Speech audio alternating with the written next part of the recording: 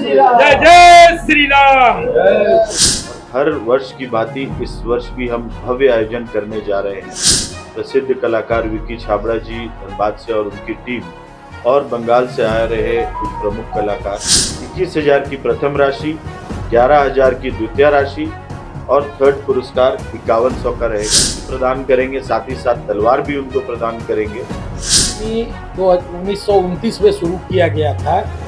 उस समय छोटे पैमाने पर 5 लोग मिलकर इसको शुरुआत की।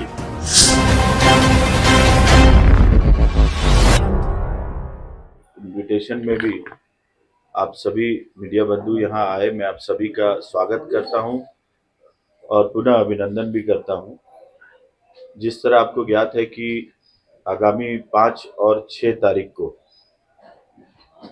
रामनवमी का 6 तारीख को पर्व है और 5 तारीख को हम भव्य झांकी प्रतियोगिता, अस्त्र शस्त्र और ताशा प्रतियोगिता जो होती है, साथ ही साथ सम्मान समारोह का आयोजन श्री संकट मोचन हनुमान मंदिर मेन रोड के समीप किया जाता है श्री महावीर मंडल महानगर द्वारा। और हर वर्ष की भांति इस वर्ष भी हम भव्य आयोजन करने जा रहे हैं, जिसमें प्रसिद्ध कलाकार विकी छाबड़ा जी धनबाद से और उनकी टीम और बंगाल से आ रहे कुछ प्रमुख कलाकार अपने जो है कला को प्रस्तुत करेंगे। शाम को 9 बजे कल उद्घाटन इस कार्यक्रम का महंत त्यागी जी, बाबा त्यागी जी महामंडलेश्वर, जो हमारे संकट मोचन मंदिर के बाबा हैं, उनके कर कमलों द्वारा किया जाएगा। और इस बार जो पुरस्कार राशि है, जो प्रथम बेस्ट झांकी होगी उसे 35,000, द्वितीय पुरस्कार 21,000 और तृतीय पुरस्कार 11,000 का दिया जाएगा। साथ ही साथ आकर्षक शील्ड और तलवार भी उन्हें भेंट की जाएगी। जो ताशा पार्टी है, जो अखाड़ा आएंगे, उनके लिए 21,000 की प्रथम राशि, 11,000 की द्वितीय राशि और थर्ड पुरस्कार 5100 का रहेगा और उन्हें भी तलवार भेंट की जाएगी और साथ ही साथ आकर्षक मोमेंटो भी प्रदान की जाएगी। इस बार जितने भी झांकी, जितने भी हमारे अखाड़े निकलेंगे, सबको हम एक प्रोत्साहन के लिए शील्ड प्रदान करेंगे, साथ ही साथ तलवार भी उनको प्रदान करेंगे। साथ ही साथ जितने भी हमारे विशिष्ट अतिथि आएंगे उनका भव्य स्वागत समारोह रहेगा। एलईडी स्क्रीन्स लगाए जा रहे हैं और मुख्यतः जितने भी हमारे सांसद हैं, रांची के विधायक गण और शहर के प्रमुख समाज सेवी लोग कल के कार्यक्रम में मौजूद रहेंगे। प्रोमिनेंट पर्सनालिटी, समाज सेवी, प्रधान संपादक, आप सभी बंधुओं से भी आग्रह है कि कृपया आप लोग भी कल आएं और मंच की शोभा बढ़ाएं। ये एक सम्मान समारोह भी आयोजन हम लोग करते हैं। परसों 6 तारीख को आपको ज्ञात होगा कि सबसे बड़ी झांकी महावीर मंडल महानगर की विगत 15 सालों से निकाली जा रही है और सिर्फ रांची ही नहीं, पूरे झारखंड ही नहीं, पूरे देश में आज रांची और हजारीबाग की रामनवमी की एक पहचान है। इसी प्रकार इस साल भी आपको कई कुछ आकर्षक देखने को मिलेंगे। भजन मंडली, हमारे लोकल जो छऊ नृत्य हैं, साथ ही साथ महावीरी झंडे और रुद्र हनुमान के रूप, विशाल हनुमान का रूप, कुछ झांकियां। तो आप आए और भव्य आयोजन इस बार भी महावीर मंडल महानगर द्वारा प्रयास किया जा रहा है कि हम रांची वासियों के लिए और भी जो ग्रामीण क्षेत्रों से कई हमारे ऐसे मंडल के लोग और हमारे राम भक्त आते हैं, जो सिर्फ झांकियां और हमारा जो जुलूस होता है उसे देखने के लिए आते हैं।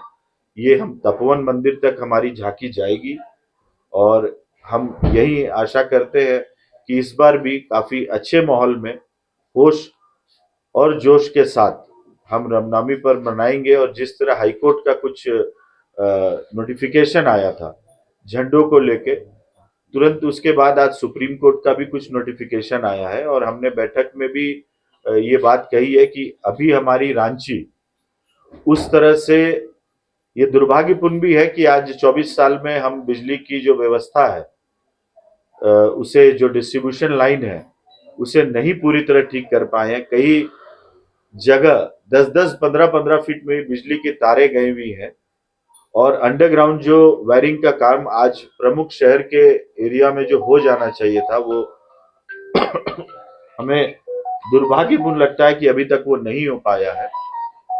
और कितनी भी छोटी बड़ी झंडे करने की हम बात कर लें, वो प्रैक्टिकली पॉसिबल नहीं है। कई ऐसी झांकियां निकलती हैं, कई ऐसे झंडे निकलते हैं, अस्त्र शस्त्र लेके लोग निकलते हैं, गाड़ियां निकलती हैं। तो ये हमने कल भी अपनी बात रखी थी कि प्रशासन को इसको लेके अगले साल के लिए फिर से ये तैयारी शुरू करनी चाहिए। हम भी नहीं चाहते कि बिजली कटे। जो प्रमुख जो आवश्यक सेवाएं हैं, जहाँ पे हॉस्पिटल्स हैं या ऐसे जहां भी आवश्यक सेवाएं, वहां बिजली की निर्बाध आपूर्ति प्रशासन द्वारा होनी चाहिए। पर अभी सुप्रीम कोर्ट का फिर वर्डिक्ट आ गया है कि कुछ समय के लिए हम भी नहीं चाहते कि ऐसी कोई भी घटना दुर्घटना हो कि आज इस जो हम भाईचारे का पर्व जो है रामनवमी, वो कहीं भी उसमें एक कोई भी खलल आए। तो हम आशा करते हैं कि जिला प्रशासन का भी, नगर निगम का भी, चाहे वो पानी की व्यवस्था हो, सफाई की व्यवस्था हो, निर्बाध बिजली की व्यवस्था हो। कई ऐसे जगह है जहाँ पे आप जाते समय तो आपको सेवाएं मिलती हैं, पानी मिलता है, लाइट दिखता है, बट लौटते वक्त कई लोग अकेले लौटते हैं। आप देखेंगे कि कई ऐसे संवेदनशील जगह है जहाँ लाइट नहीं रहती है। तो वो भी हमने प्रशासन को लिख के दिया है। 2 दिन पहले ही रांची के सभी प्रमुख अखाड़े और मंडलों की एक बड़ी बैठक महानगर के द्वारा की गई थी और प्रशासन को सारी समस्याओं से और अपने जो भी विचार हैं उनसे हमने अवगत कराया है। और आशा करते हैं कि इस बार की रामनवमी अभूतपूर्व और देखने लायक होगी।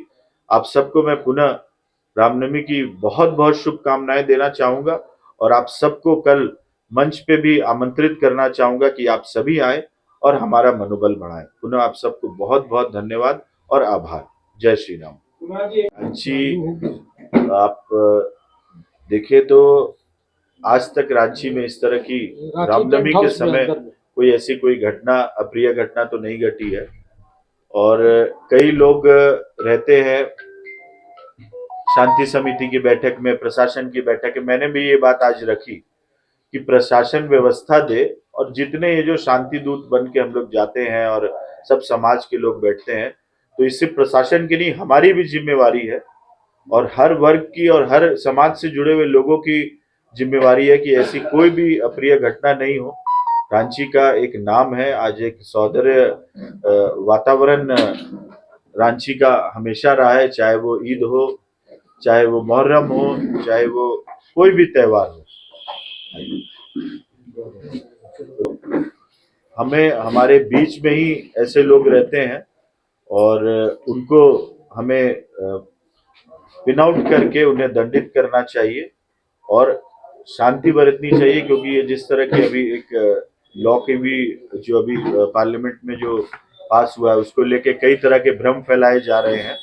तो हमें भ्रम से दूर रहना है। जो लोग मिसगाइड करना चाहते हैं समाज में युवाओं को, लोगों को, उनसे दूर रहना है। तो जो भी इस तरह के लोग हैं उन्हें हमें चिन्हित करके और सोशल मीडिया पे विशेषकर जो जिस तरह की भ्रम फैलाई जाती है, तो हमें उससे दूर रखना है और सचेत भी लोगों को करना चाहिए।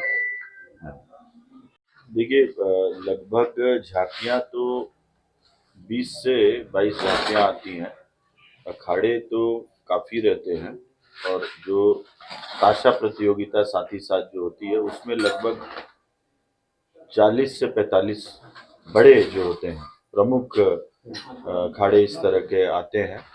और रामनवमी धुन कौन बजा रहा है, उनका प्रेजेंटेशन कैसा है, रिदम कैसा है, इसको देख के, और साथ ही साथ हमारे एक जो है कमिटी बनी हुई है, इसकी निर्णायक मंडली बनी हुई है, जिसमें इस तरह के शहर के प्रमुख लोग इन्वॉल्व रहते हैं।